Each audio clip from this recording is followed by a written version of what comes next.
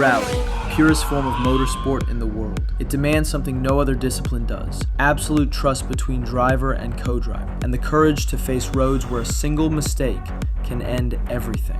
Rally lives in the snow of Monte Carlo, the forests of Finland, where engines scream through silence and tires carve poetry into dirt, ice, and gravel. But today, Rally doesn't always feel like it used to. The danger is controlled, the roads are cleaner, the cars are smarter, and somewhere along the way, that raw feeling, that moment where your heart stops because you don't know if the driver will make it out of the next corner, began to fade. But there was a time when Rally was different, faster, wilder, almost unreal. To some, it wasn't just a sport, it was a religion. Fans would stand inches from flying metal, just for a glimpse of a box on four wheels roaring past. No fences, no fear, only devotion. And to the drivers, it felt like racing through a tunnel made of human bodies. Walls of people opening at the last second, closing just as the car disappeared into the distance. And with that, the golden age of Rally began.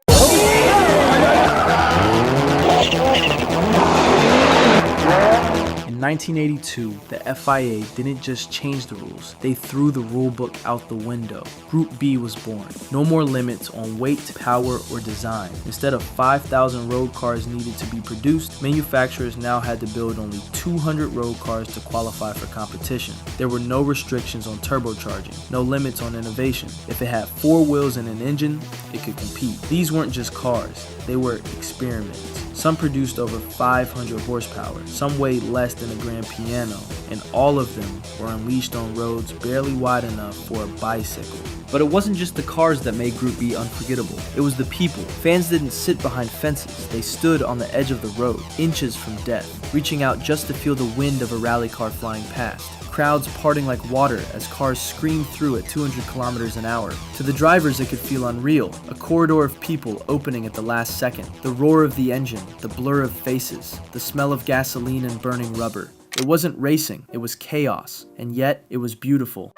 Behind the wheels of these machines sat the calm after the storm. Men who didn't chase chaos, they shaped it.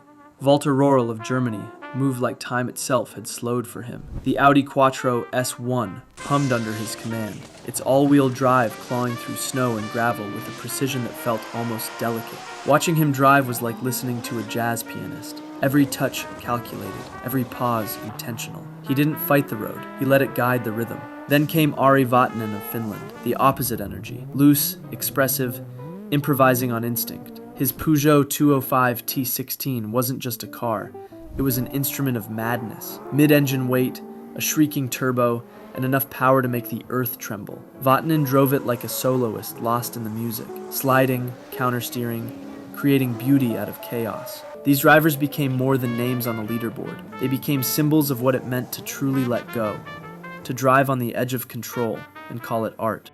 But Group B wasn't just fast, it was uncontrollable. Cars became too powerful, roads too narrow, crowds too close. In Portugal, 1986, a Ford RS200 lost control and plowed into a crowd of spectators. 3 people died, dozens were injured, yet the rally continued. And then, in Corsica, everything stopped. Henri Toivonen and his co-driver Sergio Cresto were leading the rally in their Lancia Delta S4. On a tight mountain road with no guardrails, their car veered off the edge. The fuel tank ruptured. A fireball lit up the trees. By the time rescue teams arrived, there was nothing left. Toivonen was 29. That was it. The end of an era. Toivonen's death made the FIA ban Group B. Some called it necessary, others called it the death of true motorsport. Because even though it was reckless, even though it took lives, it was pure. Just the drivers and their co-drivers fighting time in a metal box on 4 wheels. Today, rally cars are safer, smarter, built with steel cages, electronic systems, and rules to protect drivers and fans alike. They're faster, but different. Yet, if you listen closely, beneath the engines, beyond the dust, you can still hear echoes of Group B. You see it in the courage of modern drivers, in the way they attack corners, in the fire that refuses to die in the sport's heart. Group B didn't just change rally. It proved that beauty can come from chaos, that passion can defy logic. One day, people will say this era never existed, that no one would ever stand inches from flying metal and call it entertainment. But we know the truth. Back then, some of us didn't watch Group B, but those who did witnessed legend. And legends never really die, do they?